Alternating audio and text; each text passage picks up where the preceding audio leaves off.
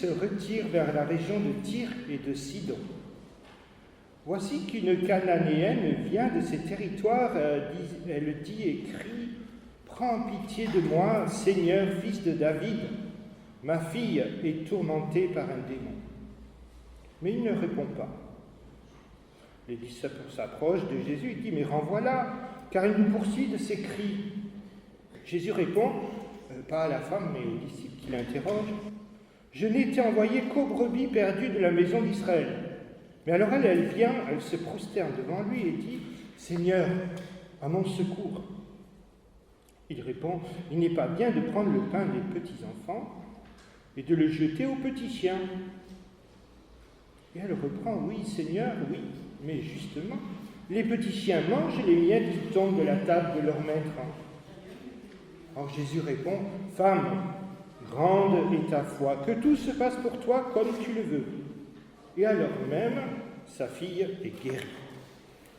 Alors voilà un texte difficile à méditer à l'ombre dans la maison, c'est bien, il y a de quoi faire, il y a de quoi réfléchir. Jésus se trouve au nord d'Israël, à la frontière du Liban. Sa réputation a déjà franchi les frontières. Mais quelle histoire bizarre et qui heurte des fois les gens. Tout le monde, en fait, et il faut aller plus loin pour comprendre. Texte difficile, ça nous oblige à rester sobre dans les explications et surtout à sélectionner les meilleurs commentaires. Se laisser inspirer par l'esprit, bien sûr.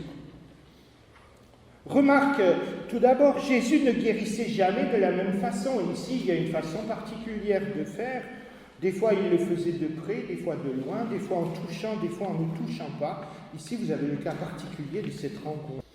Alors, beaucoup diront, la femme a converti Jésus à la mission universelle d'annoncer l'Évangile au monde entier.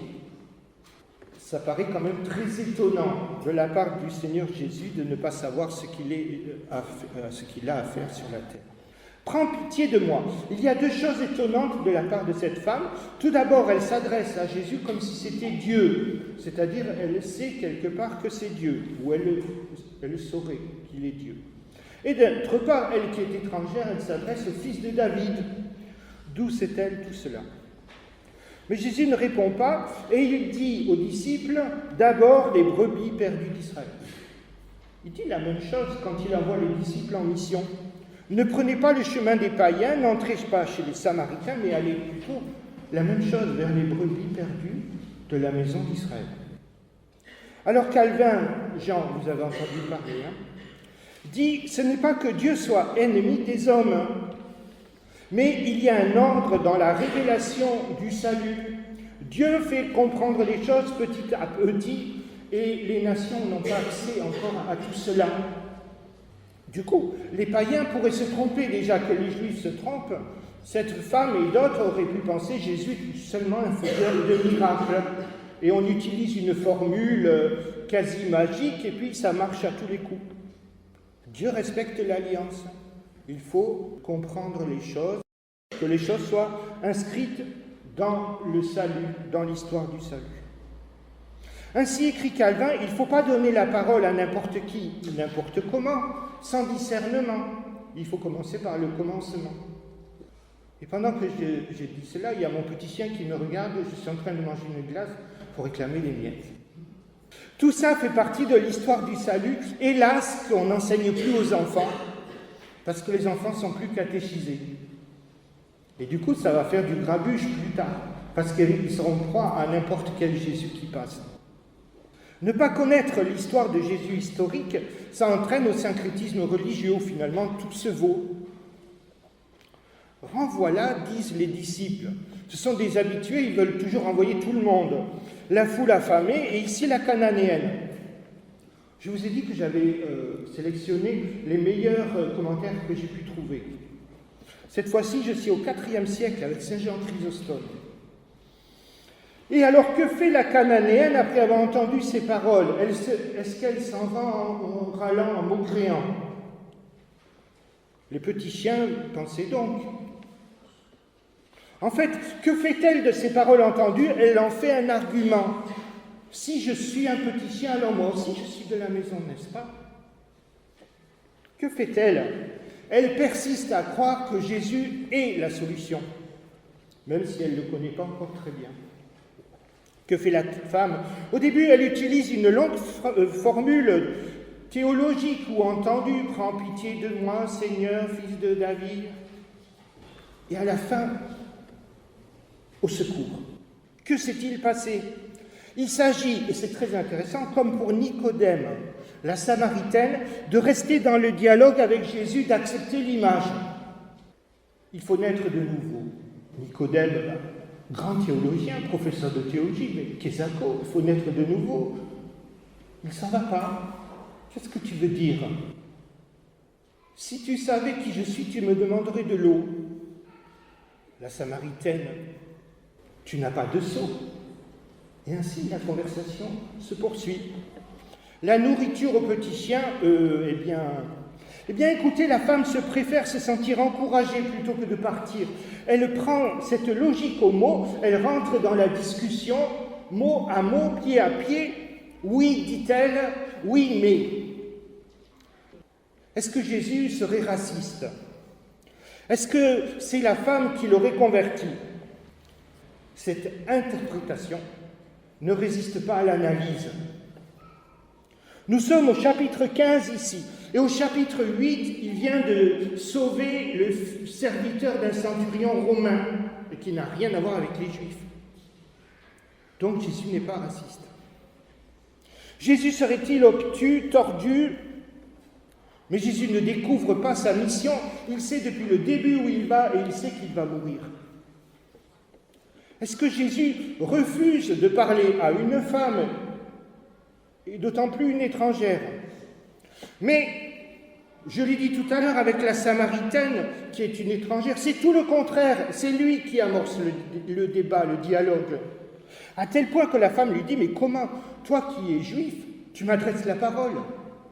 Donc Jésus n'est ni raciste, ni misogyne. Alors comment les choses se passent? Reprenons les choses un peu dans l'ordre en prenant le temps. Au début, la femme crie de loin, « Jésus, fils de... » Et au milieu du récit, elle est là devant Jésus à ses pieds. Il s'est passé un mouvement. Et ce n'est pas anodin. Au début, on a dit la longue formule, et puis au secours.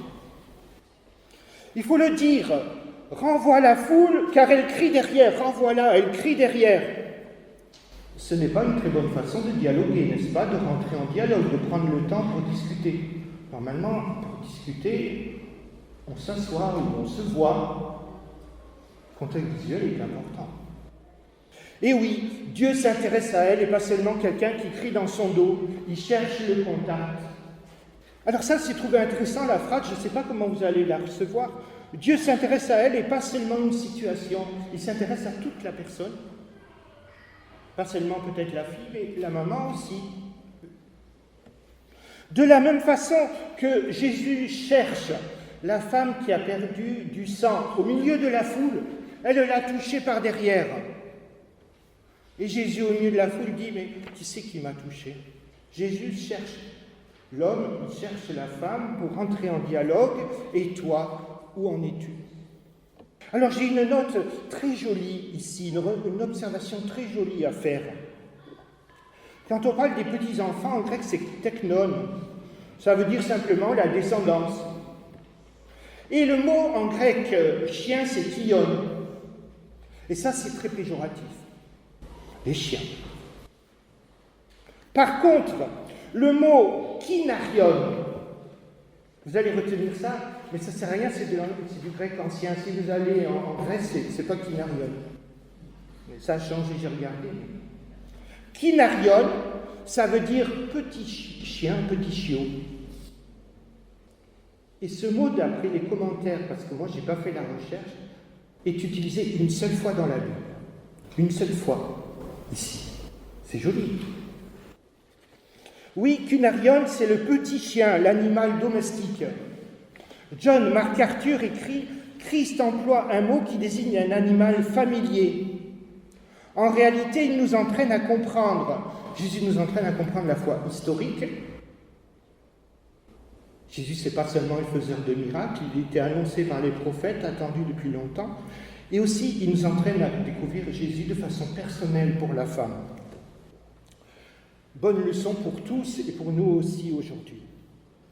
Mathieu Tallinger, je ne sais pas, en alsacien, Uepal, église protestante Alsace-Lorraine. Vous voyez, je suis allé chercher partout un peu.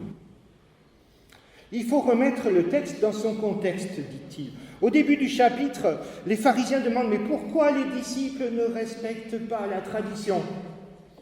Eh bien, la cananéenne, elle refute cette vision des choses obtue et bornée, où les choses seraient que pour les Juifs, que pour eux. Noël Quesson, je passe à un catholique, dans son commentaire « Sa parole pour chaque dimanche ». Il n'est pas bien de donner aux petits chiens. Jésus, employant un diminutif, n'a-t-il pas suggéré le caractère domestique des animaux qui appartiennent, pour ainsi dire, à la maison? Quand j'étais stagiaire à l'Est, il y avait un pasteur qui me disait, quand tu fais les visites, il faut rappeler les noms des gens, mais aussi les noms des petits chiens. Bon, ça fait beaucoup. Noël Quesson ajoute, hélas, beaucoup ont droit maintenant aux grands discours, ont eu droit aux grands discours théologiques, ont été abreuvés de paroles dans l'Église. Ils ont eu droit à la multiplication des pains. Beaucoup alors sont repartis, les pains, mais ça c'est pas ma tournure de phrase, les pains plein les poches, repus. Mais que font-ils de toute cette nourriture abondante? Dans la joute théologique entre les adversaires et Jésus, Jésus leur reproche de s'attacher à des petits détails. Le pur, l'impur. Un repas codifié, à s'en rendre malade, chez les Juifs orthodoxes. Mangé dans une tradition sans faille. Or, elle le sait qu'une miette suffit. Une miette. D'ailleurs, une miette d'évangile, une miette de Dieu, une miette d'infini, c'est toujours l'infini, n'est-ce pas? Et cette fois, miette, bonne semence, graine de sénévé, la plus petite des graines, qui déplace, elle, les montagnes. Alors, question, et moi, est-ce que je pense à l'immense foule qui espère les miettes, qui les attend inconsciemment, une miette d'espoir? Comme le disent les proverbes, combien est agréable une parole dite à propos, conduite par le Saint-Esprit. Et on a peut-être l'impression que ce sont des petites choses, mais des petites choses qui ont soulevé des nations, qui ont évité des tueries, qui ont fait des miracles. Noël Quesson écrit « Une miette d'évangile vaut mieux qu'un gros gueuleton théologique ou liturgique. » Il faut que je fasse ma prédication courte. Et nous pourrions multiplier alors les exemples. Un regard dans un couloir, dans une chambre d'hôpital, un mot, un sourire, une main tendue qui valent plus que 10 000 mots, une parole à propos pour quelqu'un qui est découragé. Souvent, moi, j'ai cru que c'était fini pour moi, que c'était terrible ma situation, mais combien une parole redonne espoir. Alors, je termine. Seigneur, envoie-moi. Là où les liens sont abîmés, là où il y a eu du grabuge,